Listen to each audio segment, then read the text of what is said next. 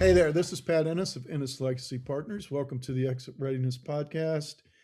I'm here with Corby Megorden. Our mission here on the Exit Readiness Podcast is to provide you, the business owner, with subject matter expertise on topics pertaining to building sellable or transferable business value, and then for planning your eventual exit from the business. We want to help you build a business that's sellable and transferable and then exit successfully on your own terms and conditions. And this morning, we have another episode in our AI and exit planning series. Our goal for this series is to help you better understand how to leverage AI, which we're all going to have to learn how to do, in both accelerating business value and then also for planning that eventual and inevitable exit. And by the way, you might also, we just created an ebook that titled Advisors, AI, and Exit Planning. And if you go to our website, nslp.com, and look for the resources page, you can find it there. You might find it helpful. So today, our topic is from operations to exit, how AI impacts your business value. And our guest today is Janet Waring. Janet is the co-founder and CEO of ArtForm Agency.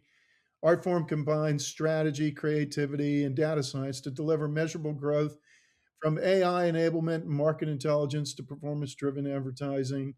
ArtForm transforms how your organization is going to scale.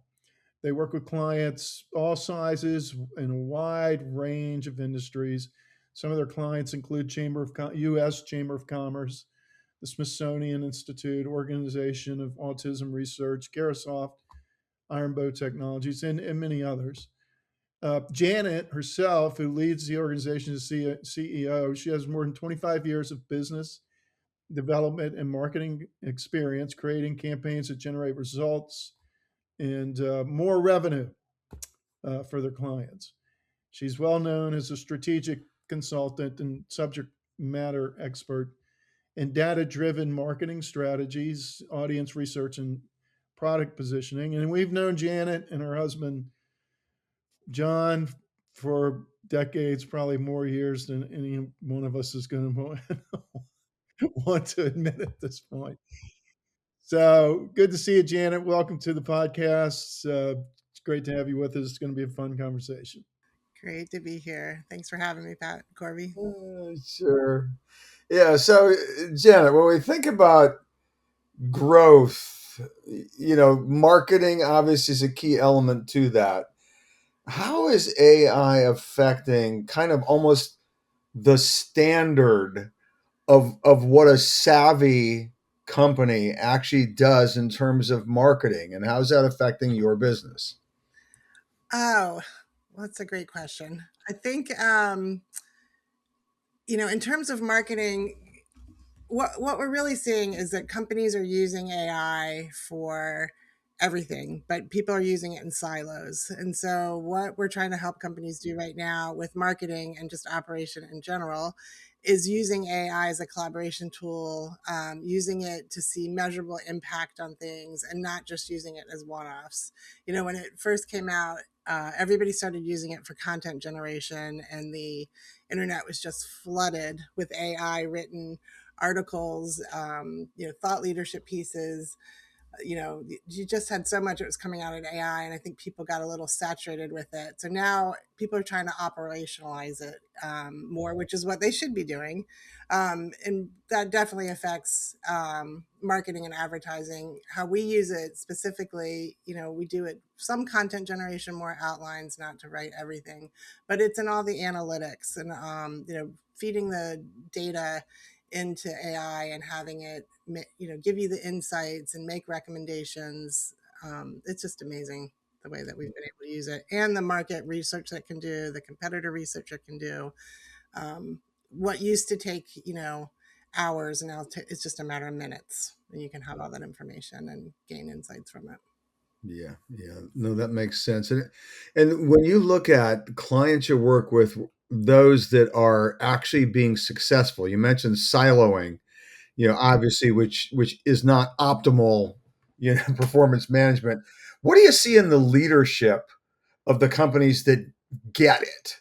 They go, "Oh, I get it," and they actually implement effectively. Yeah, I think it's they recognize it. They see, we hear all the time like everybody on my team uses AI, and then they recognize that they have to operationalize it. And take for example just ChatGPT, the leadership who understands how to, you know, use an enterprise account and set it up correctly, like upload a tone and messaging guide so that everybody's output has the same tone and it's consistent, how to use projects, how to use canvases as a collaboration tool so people are not working in these silos. The leaders who understand that and then offer the training to their teams are the ones that are really seeing measurable ROI Hmm. with using AI. Hmm. Yeah. Yeah. So I mean, what I hear you saying is where they generally know their industry and they know the specifics of the industry. This is kind of a tool that they've got to understand how it works as well in order to operationalize it. Right. And you have to, leaders have to answer those questions and see where AI can step in to help. So it's like, where are people spending the most times? What are those repeatable tasks that AI could be doing for them? Where are things more dependent on people? Where do we have an inconsistent output? Especially with exit planning, you don't want to be dependent on a person. And when you can have a person train an AI to be able to give that knowledge away, you suddenly made a business not dependent on one person and tribal knowledge any longer. Now the AI can create that. So, like for example, at Artform, we developed an AI chat bot for onboarding, and I trained it on all frequently asked questions, on all our SOPs. I mean, it has all of our data in it. So if you are new to the team and you need to ask questions, or even if you've been here a while, you can go to that chat bot and ask questions and get answers. And if you can't get the answer, you come and let me know, and then I'll make sure to feed it that data. But that has just freed up so much time for myself and other team members, as well as given members on a team a freedom to be able to ask questions. So it's having all of those documents and making sure you're training your AI on your data and that your data is clean. Yeah, that's an absolute game changer because, one of the ongoing challenges for the businesses that we work with, which are mostly, somewhere between 5 and $20 million in revenue. Some are lower and some are higher, but and a lot of times they're founder led. And the processes and systems have always been a challenge for these folks to have them documented and systematized. And so now with AI tools, if the leadership does understand and how to employ it, can absolutely change that, and actually make it one of the easiest things to do at this point, probably. Yeah, and so in regard to marketing specifically, what are a few things, Janet, you would tell listeners in regard to their marketing strategies?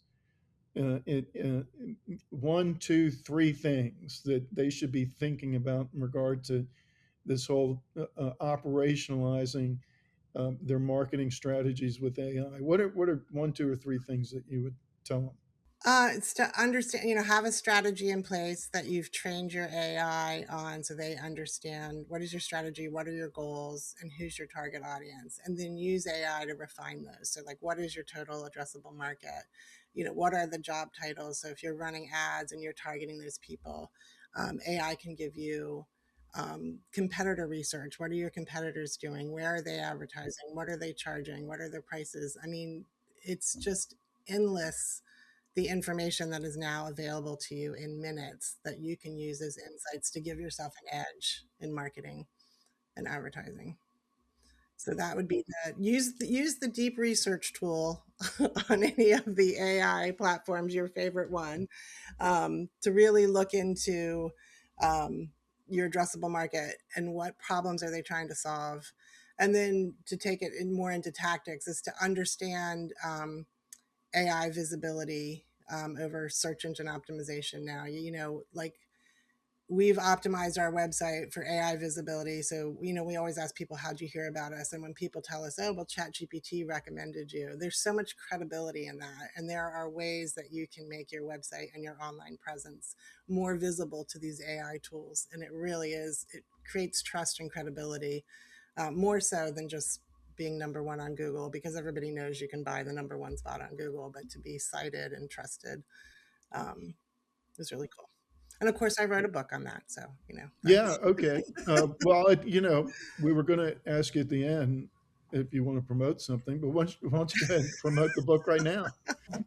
So I wrote a book because I was training my team on AI visibility, because we've always offered search engine optimization, SEO, but now it's really changed because people are asking AI more than they are Google, and so it's very different how to be cited, with AI. So all the things that mattered in SEO in the past, such as like metadata and your structure on a page and JSON markup, your schema data, all that stuff still matters, but it matters more now because it's machines talking to machines. And the way AI visibility isn't, looking at whole pages, it's looking at chunks of information. So there's chunking. So anyway, as I was training my team and writing a guidebook, I ended up just turning it into a book and published it. So it is out on Amazon. It's just, if you look on Amazon for Beyond SEO by Janet Waring, it'll show up. And I say that because somebody else wrote a book called Beyond SEO after I put mine out. So you have to say if I did it to get to mine. But it is just step by step kind of how to do it. Fantastic. Okay. So, one of the questions that we're all having to think through in regard to all this, we are, as a matter of fact, we wrote an ebook on this. I mentioned it earlier. Is business owners are wrestling with this question: where does AI leave? How can I use it effectively? But where does it leave? Where do I still need humans? And so, and we're finding it fascinating. We're at a stage of life where it's kind of fun to figure this out and help people understand it. So, in your space, in your area, marketing, at this point today, how would you answer that question? Well, I think you always need a human in the loop for everything with AI because it hallucinates and it can be wrong. And so you always have to look at it, whether it's, your marketing data, yeah, you just have to keep a human in the loop to be able to see, what you're doing. I think what we're finding with our teams, it's making our team much more efficient. They can do much more. They can take on a bigger workload, because AI is helping and taking the time, but they're still needed. One of the things that has made us different and stand out is we do something called ad gardening, because you can run an ad, you have a goal, and the machines will tell you, this is what you should do, based on your goals. But we know the little nuances. So we look at the ads every day and adjust things based on nuances that AI isn't going to pick up on. And it makes our ads perform that much better. Because there's just things that AI can't do. So it's all that, there's critical thinking skills that humans bring that you're just not going to get from AI. But I always say, look at AI as a collaborator, as, not as replacement. Mhm. Uh, Jenna, you mentioned like AI strategy and setting goals, but in in some ways, what defines a really realistic goal? Because I think it's so vague. There's lack of understanding. What are some goals that an owner leader can have within their business that could be tangible, executable, and even have a reasonable time frame? Yeah, so I think that it always comes back to that funnel, right? So with goals, with marketing and advertising campaigns, is it an education and awareness goal, top of the funnel, because people need to know about it before they're going to trust it.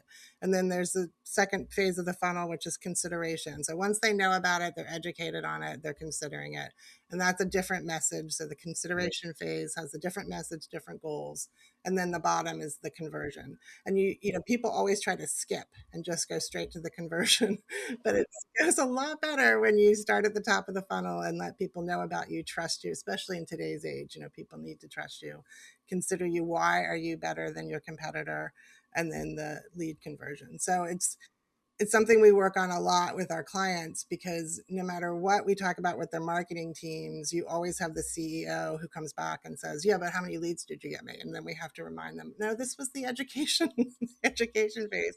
So it's a different metric of measurement, so for that we're looking at impressions and we're looking at clicks, versus when you get down the funnel, then it's form fills. So you have to make sure you have the right metric to the right goal and that you're aligned on all that. Yeah. Yeah. Yeah. And you're obviously really engaged with your people, as it came on the scene and you've moved to where you are now. How did you actually like deal with their personal feelings? Were they threatened? How did you overcome that? Just, what's the culture look like now? So it's interesting. That's how we got into AI workshops and AI training, because our clients wanted to know, how are you using AI? Because their C-level wanted to know, how are you using AI? So we started doing trainings on that. It's funny because you go back just 2 years, nobody had an AI policy, nobody had governance, guidance. And so we started with that. And then now our training has evolved into how to break down those silos, how to create workflows and processes and operationalize AI. So as AI is evolving, we're evolving in how we use it and how we train other Hmm. teams to use it. Hmm. Hmm. It it sounds like just kind of figuring out how to tell somebody else how to do it well. You wound up doing it well. Yeah. Because we did it, we do it internally first and get the good results and have the data and the use cases and the stuff to show. But now everybody, and we realize we're training ourselves out of a job. I mean, it's going to happen, and that's just the way we're going. But I'm of the mindset of lean into it rather than resist it, because it's coming. It's here. What we've noticed, okay, one of the dynamics or phenomenons that Corby and I have noticed over the last year or two with AI coming on the scene, the way it has, is that, we've been doing this exoplaning now for over 10 years. More and more um, um, other disciplines are starting to focus not just on growth and value acceleration, but um, exit. Because, the silver tsunami, more and more people have come to understand it, and understand what it means, and more baby boomers are exiting. And I know that you and your team has more thought about this than maybe in years past. And so, what are your thoughts regarding?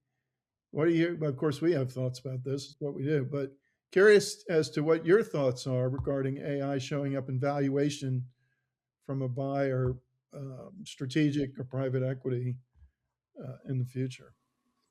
Well, I think it's imperative that you have it in your business, because that's the future right now. And then in terms of the value of your company, it's going to increase the value when the company is not so dependent on you and tribal knowledge. And when you've, like I was talking about at the beginning, when you have AI trained on everything, and it's scalable and it's repeatable, it creates value.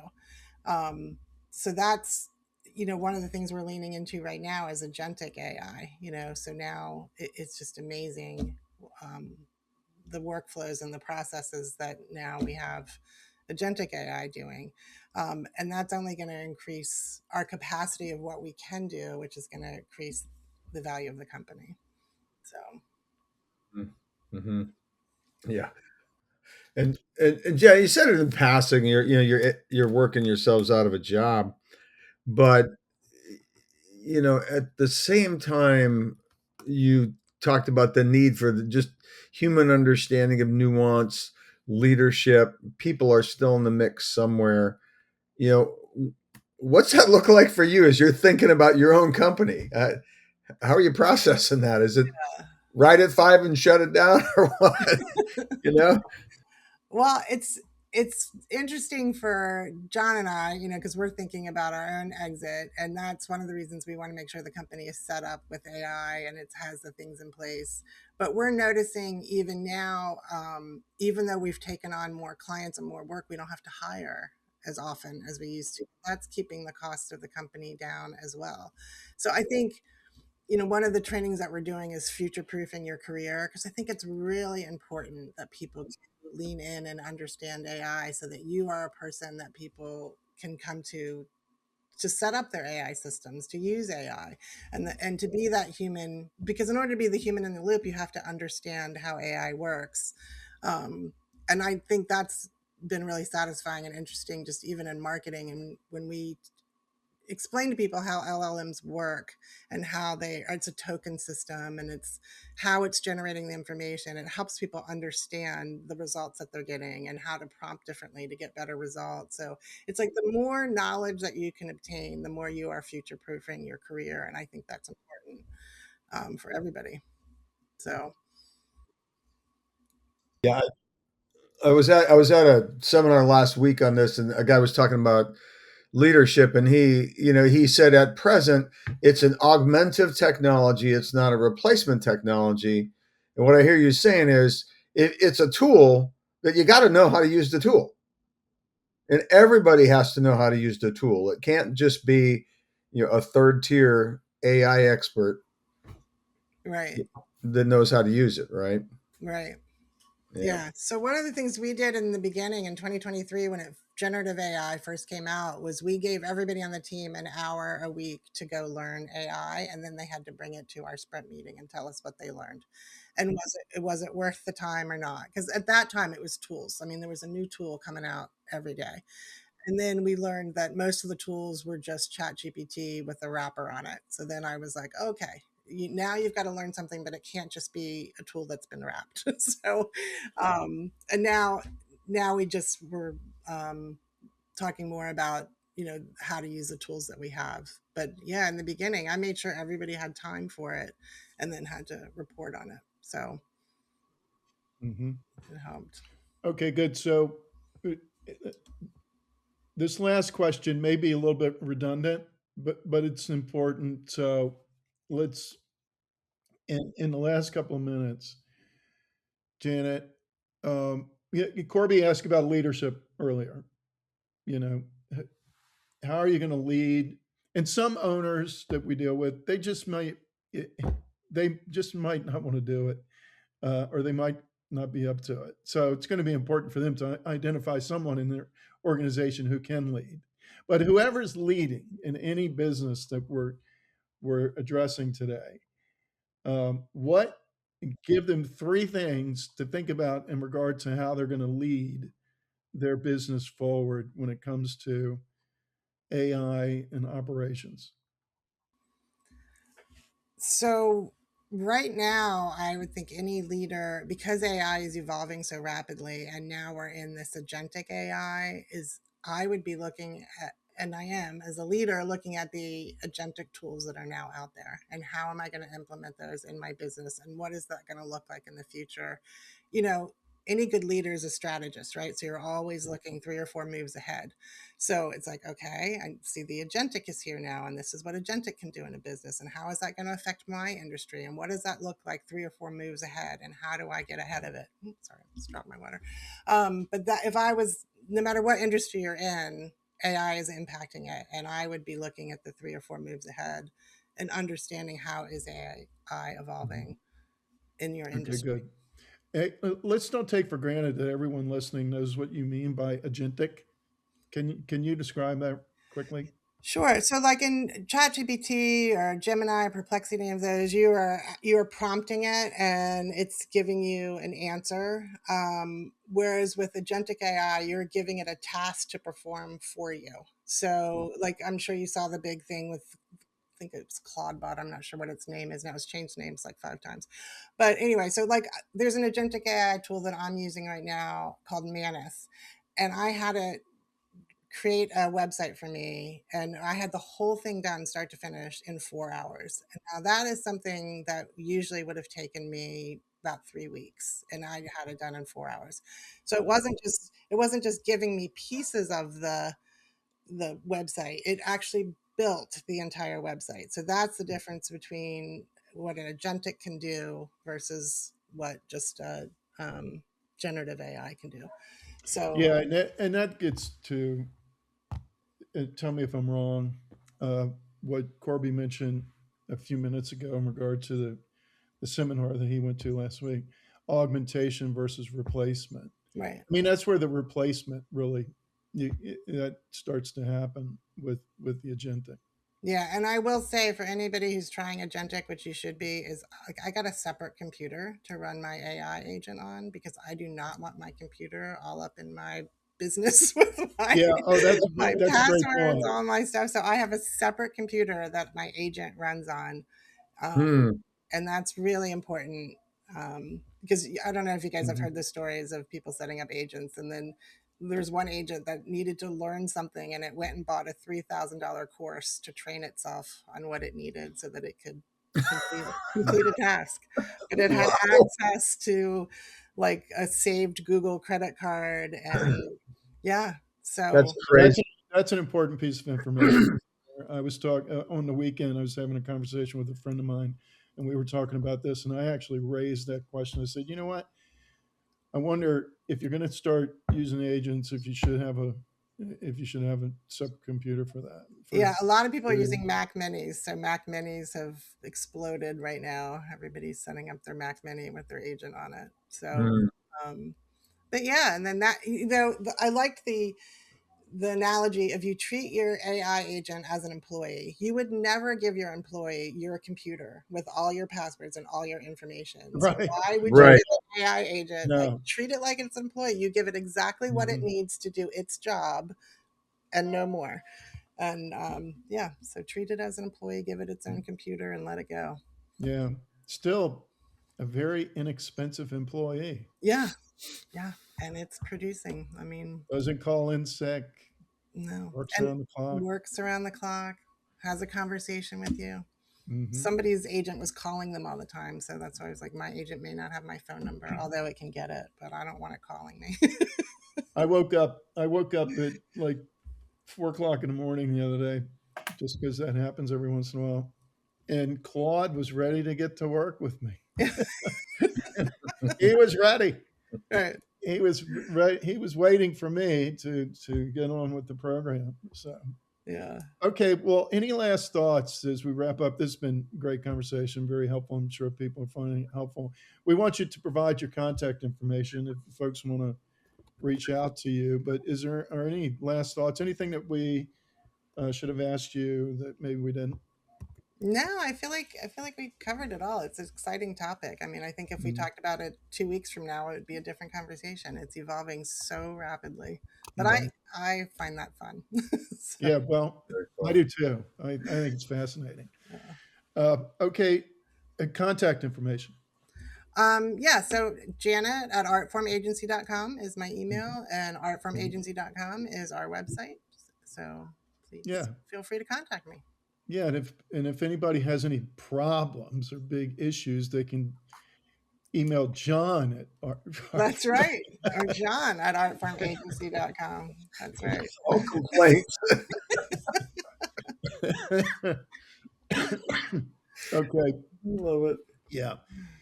So thank you. Listeners, if you want help in maximizing that business value and creating a business that's going to be sellable, more transferable, or planning for that eventual and inevitable exit, contact Corby and I and our team here at NSLP.com. Um, you can also, there are a number of free assessments, exit related assessments on our website that produce some nice reports. Um, Check them out, NSLP.com. Thank you for listening as always. If you've benefited from today's episode, please consider liking it and sharing it on social media. And until next time on the Exit Readiness podcast, this is Pat Ennis and Corby Megorden signing off.